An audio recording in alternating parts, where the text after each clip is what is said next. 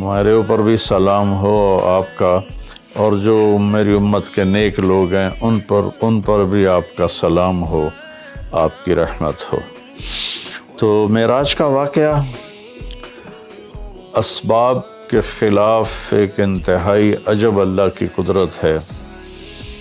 اور اس میں ایک چھوٹی سی بات عرض کروں کہ جب آدمی پس جاتا ہے نا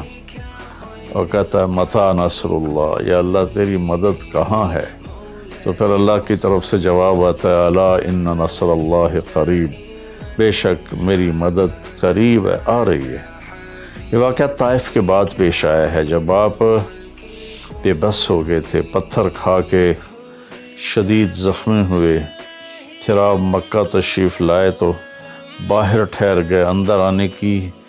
آپ کی سکت نہیں تھی، اور آپ نے زید ابن حارثہ کو اخنس بن شریک کے پاس بھیجا کہ مجھے پناہ دو، میں مکہ میں داخل ہونا چاہتا ہوں، تو اس نے انکار کر دیا، کہا میں نہیں پناہ دیتا۔ پھر اپنے سہیل ابن عمر کو پیغام بھیجا کہ مجھے پناہ دو، اس نے بھی انکار کر دیا۔ پھر ایک اور عرب کے سردار تھے، ان کو پیغام بھیجا،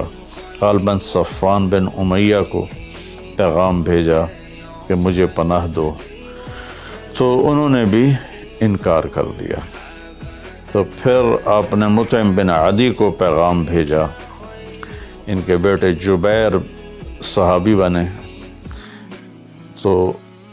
مطعم بن عدی کو پیغام بھیجا تو وہ اپنے بچوں کو لے کر باہر گیا، اور اللہ کے نبی کو اپنے بیٹوں کے ساتھ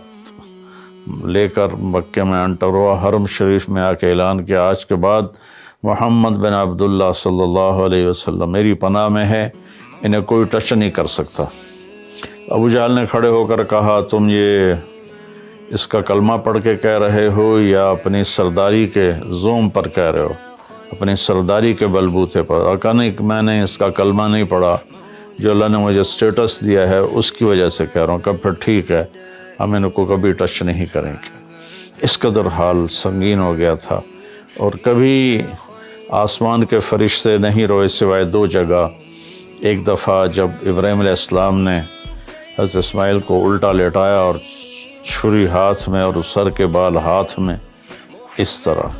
اور یوں آسمان کو دیکھ کے کہا یا اللہ تم اس سے ناراض ہو گیا کہ میرے دل میں اسماعیل کی محبت آ گئی ہے۔ اس پر آسمان کے فرشتے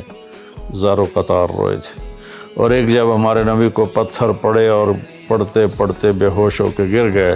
اس وقت ساتوں آسمان کے فرشتے روئے تھے۔ اور پھر ملک الجبال حاضر ہوا، یا رسول اللہ اجازت ہو تو ان کو ایسے